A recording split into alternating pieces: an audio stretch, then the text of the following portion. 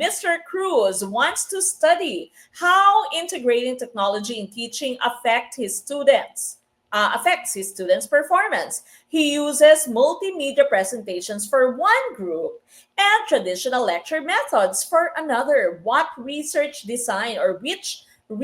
design is Mr. Cruz applying? Would this be letter A, experimental research, letter B, descriptive research, letter C, correlational research, or letter D, narrative research? Tumpak na choice, of course, is experiment, di ba?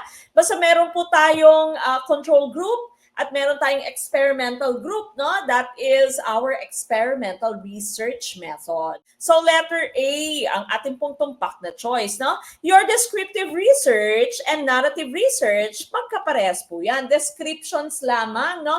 Words, qualitative, kumbaga words ang ginagamit natin. Correlational naman po, yung ating pinaka-goal dito is to find out whether related, no? Meron po relationship between the two variables. Remember, you have the two major types of research, quanti and quali. No? So whenever you say quanti, you are dealing with numerical and objective data. Wala kang bias dapat, and you have numbers. Qualitative research mo naman po, this is descriptive, no? Walang numbers, and this is more or less subjective.